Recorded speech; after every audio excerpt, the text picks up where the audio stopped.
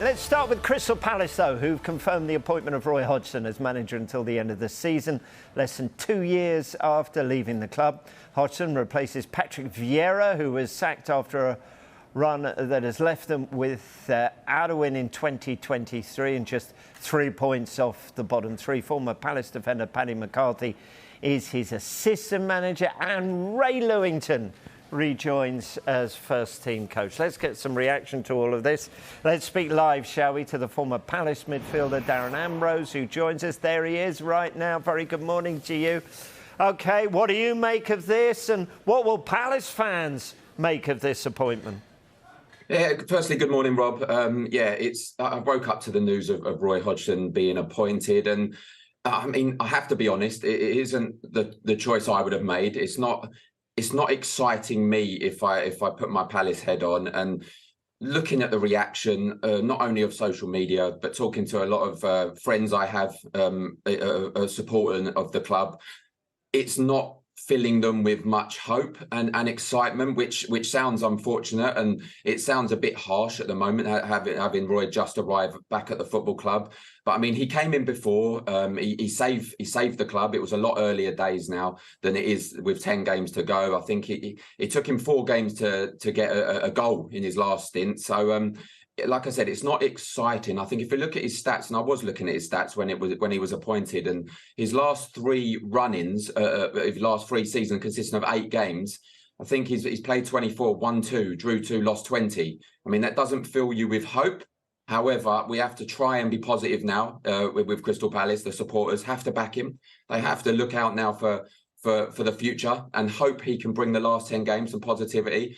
3 or 4 wins and Palace will stay up, and that's what he'll be aiming for. Yeah, as you referred to, he was tasked with a similar job, wasn't he, at Watford halfway through last season, and it didn't end well there. They got relegated. So how much does that add to your concerns?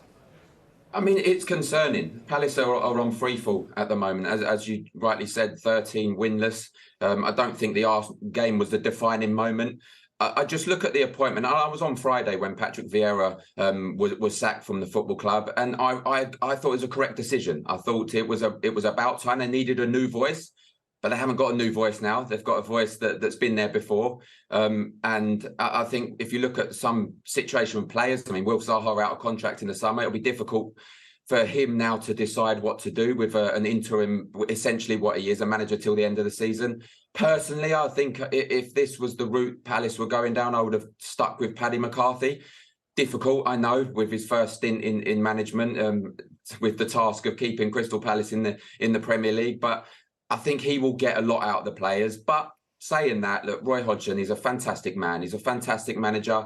I'm sounding a little bit negative, but I have to be positive now. I have to back the manager. I have to back the decision to bring him in at the football club. As you said, Watford, it was a bit of a disaster. And I think he knows that. And I think he wants to right some wrongs in his final chapter of his career. Yeah, let's look at the positives, because games, as you said, are running out. These are the fixtures coming up for Roy Hodgson. And you need someone to come in who knows the club inside out, hit the ground running. You can't have someone 8 games down the line going, well, I'm just finding my feet at this club. So is that a tick in the box of Roy Hodgson? Of course it is. When Patrick Vieira lost his job, you look at the run-in he had with Arsenal, City, United twice, Chelsea, Liverpool, Spurs. I mean, that's a tough run for any manager. And Roy's come into the football club and he's got a relatively easier run than that. Look, no game is easy in the Premier League. That's a cliche. Everyone says that, but it's true. But the sole objective now is to win games. It doesn't matter about performance, doesn't matter about personnel, tactics, how it happens. They just need to win games. And as I said, they're 12th in the Premier League. They need, I'd say, 3 to 4 wins to secure their Premier League status. And I can see that with the run of games coming up. I can see Crystal Palace, new manager bounce, as people say. And I know it's an older manager coming in, but I can see it happening. And like I said, the manager, the supporters have to back the manager now, and I'm sure they will. Knowing the Crystal Palace supporters, the atmosphere will be fantastic at Selhurst Park, and next time Roy returns there for a game, I'm sure he'll get a fantastic reception. Yeah, I mean, we saw those fixtures there. They're all sides below them. It'll be the first time Palace play a side below them this year. It draws aren't enough, are they? They need to get on the front foot in these games if they want to stay up, don't they? And therefore, perhaps Roy Hodgson may need to change maybe the way he's played with Palace previously. Yeah, absolutely. Like I said, and like we spoke about, the Watford situation was a disaster. This is a little bit different. He comes in, he knows the players. He probably has players in his mind already that he knows he can trust in this position.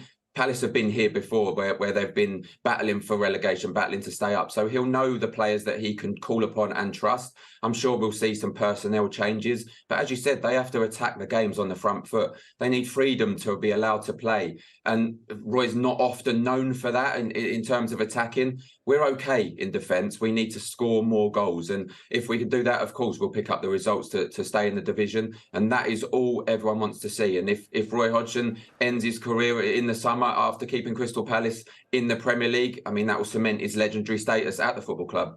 Yeah, and the fact that it's until the end of the season. But where are we with Palace now? Because as much as you can get a guarantee in football, Roy Hodgson, you knew what you got with him at Palace. He virtually keep you up every season, and that was good enough at the time. The club made that decision to go in a new direction. That was the argument at the time. Perhaps play more attractive football, perhaps go down a different route. Why hasn't it worked? And where do they go next then?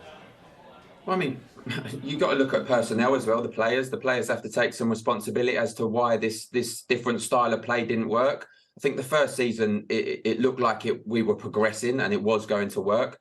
So I can't put my finger on why it hasn't progressed this season. It seems to have gone back to the way Roy was playing in the back end of his part of Crystal Palace stint. And that's probably why that they've decided to make the change. But I don't think we'll see Roy Hodgson as manager either way next season for Crystal Palace. I'm surprised, like I said, that we've seen him now for the last 10 games. I thought, knowing Steve Parish, Dougie Freedman as I do, they would have had a plan in place, but it didn't seem like that. They waited till after the Arsenal game to make this decision. But like I said, the sole objective is to stay in the Premier League. That's where everyone wants to be. And then after that, they can decide what way they're going to go. There'll certainly be managers out there that will want the Crystal Palace job with the fan base, with obviously the owners. It's a well-run football club. So just need to get to the summer, stay in the division. 3 or 4 wins will do that. And I'm positive. I'm looking to try and be more positive now after the appointment of Roy Hodgson. I've seen the negativity, but need to back him and hopefully do the job. Yeah, so if we have a look at the bottom of the table, how much of a conundrum is it? Because actually, offensively, going forward, Palace do have some great talent there, haven't they? Everyone knows about Zaha, but you've got the likes of Elise, Eze, Hodgson, Edouard, haven't you? You've got all those players, who can get goals. So what's been the stumbling block here? And can Roy find that for these final 10 games? It has to do that. Like we said, the defensive side of Crystal Palace is okay. Look, they concede goals. They conceded 4 at the weekend, but against the top Arsenal side. But defensively, we're not too bad. A lot of draws, as you said before. Few of those draws, the Brentford game in particular, conceding in the last minute. You turn a few of those into wins and we're safe already. So it's frustrating when you look at how many draws the club's had. But like, as you said, the talent going forward is... there's so much talent. There's abundance of talent there in Elise, in Eze. We've not seen much of Eze after his injury. He's come back. He's trying to push himself.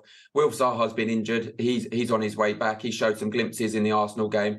So just like I said, need freedom to play on the front foot and attack teams, particularly the teams that are below them. It was a difficult run for Patrick. But this is a difficult run as well. Teams all fighting to stay in the division. But if you go on the front foot and play and use your attacking talent that Crystal Palace got, you need goals. You need more goals than they've got. And if they can score early in games, they're more than likely to see them out, especially with Roy and his defensive tactics. Yes or no? Will Palace stay up? Yes. Wonderful. Finish it on a positive, Darren. Thank you very much indeed. Cheers, Rob. Thank you.